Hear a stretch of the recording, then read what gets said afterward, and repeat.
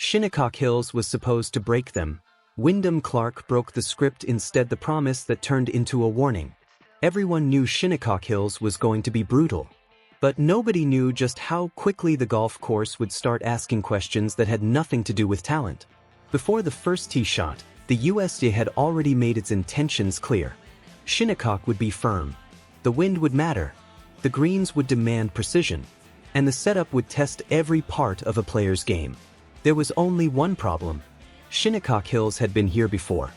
In 2004, the course became the center of one of the most controversial US Opens in modern history.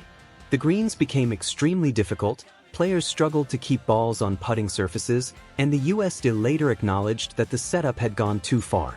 So when the 2026 US Open returned to Southampton, the question wasn't simply whether Shinnecock Hills would be difficult. The real question was whether the USGA could make it difficult without making it unfair. And then Wyndham Clark walked onto the course and completely changed the conversation. Before we get to what happened next, subscribe to the channel, because the 2026 US Open didn't simply produce a winner. It produced a story about wind, pressure, history, controversy, and one player who refused to let Shinnecock dictate the ending. A course with a dangerous memory. Shinnecock Hills isn't just another US Open venue. The course was founded in 1891 and hosted the second US Open in 1896. The 2026 championship was its sixth US Open, following championships in 1896, 1986, 1995, 2004 and 2018. It is also the only venue to have hosted the US Open in 3 different centuries. The current layout is rooted in William Flynn's 1931 design, built around the natural terrain and the changing winds of Long Island's East End. That matters, because Shinnecock doesn't need artificial tricks to become difficult. The land already has them built in. The fairways can appear generous from the tee and then become much more complicated as the ball approaches the green. The wind changes. The ground changes. And the greens can turn an apparently safe approach into a terrifying recovery. The 2026 course measured 7,440 yards and played to a par of 70. But the yardage was never the real story. The real story was what happened after the ball landed. The USGA had learned from 2004. The memory of 2004 was impossible to ignore. That year, Retief Goosen won the championship at 4 over par. Phil Mickelson finished second. And the final rounds became dominated by discussion about the course setup. Balls rolled off greens. Players struggled to control approaches. And the conditions became so severe that the USGA publicly acknowledged the difficulty had gone beyond what it intended. That history followed the organization back to Shinnecock in 2026. This time, the USGA knew exactly what everyone would be watching. The greens, the wind, the firmness, and the scoring. And early in the championship, the organization made a critical adjustment. When conditions threatened to become too extreme, the USGA eased back on the setup, including keeping green speeds around 10.5 feet on the stimpmeter and syringing the greens between waves. That decision was important, because the goal wasn't to create the lowest scores possible. It was to preserve the championship test while keeping the competition fair. And then the weather added another layer of chaos. The wind arrived first. The opening round didn't unfold cleanly. Fog delayed play. 50 players had to return Friday morning to finish their first rounds. And then came the wind. Shinnecock's coastal location made the conditions unpredictable, and the difference between morning and afternoon became obvious. Only 6 players from the morning wave broke 70. The afternoon wave had significantly better scoring conditions. And one player took advantage better than anyone. Wyndham Clark. He shot a spectacular 6 under 64. That wasn't just a good opening round. It was the second lowest 18-hole score ever recorded in a US Open at Shinnecock Hills. Suddenly, the man who wasn't supposed to be the central character of the week was leading the story. And he wasn't finished. Clark didn't just survive Shinnecock. He took control. Wyndham Clark entered the championship as the 2023 US Open champion. He already knew what it felt like to win America's national championship. But Shinnecock was a completely different examination. The course demanded patience. The wind demanded imagination. And the greens punished mistakes. Clark responded by doing something incredibly difficult in a US Open. He stayed consistent. After opening with 64, he continued to build his advantage. By the end of 36 holes, Clark had established a 4-shot lead. After 54 holes, that advantage had grown to 6. And now the entire tournament had changed. The story was no longer, can Shinnecock break the field? It became, can anybody catch Wyndham Clark? And one man was standing directly behind him. Scottie Scheffler. Scottie Scheffler had history waiting.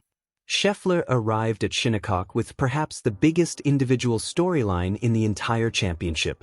He was the world #1. He had already collected 4 major championships. And the US Open was the one major missing from his career Grand Slam.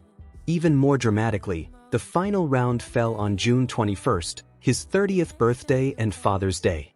It was almost too perfect. If Scheffler won, he would complete the career Grand Slam on his 30th birthday. But golf doesn't care about perfect stories. And Shinnecock certainly doesn't. Scheffler entered the final round 6 shots behind Clark. He had a chance. But he needed something extraordinary. And Clark wasn't cooperating. The birthday is... Scheffler did what elite players do. He kept fighting. He kept applying pressure. He kept making the tournament uncomfortable for the leader. But Clark had already built too much separation. And that is where the final round became fascinating. For weeks, people had talked about how Shinnecock might expose weaknesses. Instead, Clark was exposing something else. His ability to stay composed while everyone around him was chasing him. The 2023 champion was now trying to become a 2-time US Open winner. And he was doing it wire to wire. That is incredibly rare. According to the USA, only 8 players had previously gone wire to wire in the US Open's first 125 editions. Clark became the 9th. And he did it at Shinnecock Hills. The final verdict. When the final putt dropped, the entire argument surrounding Shinnecock changed. The course had been difficult. The wind had been unpredictable. The greens had demanded discipline. But the 2026 championship did not become another 2004. There was no repeat of the infamous collapse in setup. There was no public apology. Instead, there was Wyndham Clark. He had taken the lead on Thursday. He protected it Friday, expanded it Saturday, and then survived the final round pressure Sunday. He became the 9th wire-to-wire US Open champion. And he won by 1 stroke. But perhaps the most remarkable part was who he had to beat. Scottie Scheffler was chasing the career Grand Slam. He was playing on his 30th birthday. He was playing on Father's Day. He was the world #1. And he still couldn't catch Clark. That is the kind of context that makes a US Open victory feel much bigger than a number on a leaderboard. What happened to Rory McIlroy? Rory McIlroy entered Shinnecock with a completely different kind of pressure. He had already completed his career Grand Slam by winning the 2025 Masters. That meant the US Open wasn't about completing the 4 major collection anymore. But McIlroy remained one of the biggest names in the field. His US Open history also made Shinnecock fascinating. He had won the championship at Congressional in 2011 by 8 strokes. But Shinnecock demanded a different kind of golf. The course didn't simply reward power. It demanded patience, positioning, and the ability to control the ball when the wind refused to cooperate. And that became one of the defining themes of the championship. This wasn't a tournament where one spectacular skill could solve everything. The course demanded the whole player. And then there was Brooks Koepka. Brooks Koepka brought perhaps the most obvious piece of Shinnecock history with him. He had won here in 2018. That victory made him the first player since Curtis Strange in 1989 to win back-to-back US Opens. Koepka knew exactly what Shinnecock could do. He knew the pressure. He knew the greens. He knew how quickly a US Open could turn. But 6 years later, the circumstances were completely different. His world ranking had fallen dramatically, and his return to Shinnecock came with expectations that were nowhere near what they had been during his championship years. That made his presence fascinating. Could the course that once made him a champion somehow bring that version of Koepka back? In the end, the answer was no. Shinnecock had a new story to tell. And that story belonged to Wyndham Clark. The golf ball fight was changing too. There was another major storyline surrounding this championship that had nothing to do with a leaderboard. The USJ and R&A had been working on changes to golf ball testing conditions because of the continued increase in hitting distance. The original plan was for the new elite competition standard to begin in 2028. But during US Open week, something significant happened. The USJ, R&A, PGA Tour and DP World Tour announced that they were re-evaluating the approach. The implementation would no longer follow the original split timeline, with the governing bodies moving toward a single 2030 implementation while they continued working with players and other stakeholders. That was a major development, because the distance debate had become one of golf's biggest arguments. Some players believed changes were necessary to protect historic courses. Others believed the governing bodies were interfering too heavily with the modern game. And then all of those arguments arrived at one of golf's most historic venues, Shinnecock Hills, a course whose architecture is built around strategy, wind, and positioning. The debate wasn't going away. It was simply becoming part of a much larger question. What should championship golf look like in the future? Shinnecock didn't break the tournament. And maybe that's the biggest lesson from 2026. Everyone expected Shinnecock Hills to become the villain. The course had the reputation, the history, the wind, the greens, the scars from 2004. But instead of breaking the tournament, Shinnecock exposed the difference between difficult golf and impossible golf. The USGA adjusted when conditions demanded it. The players adapted. And the best player that week was the one who adapted better than everyone else. Wyndham Clark didn't need perfect conditions. He didn't need Shinnecock to be easy. He simply needed the course to remain a test that could be solved. And he solved it. The image that will define 2026.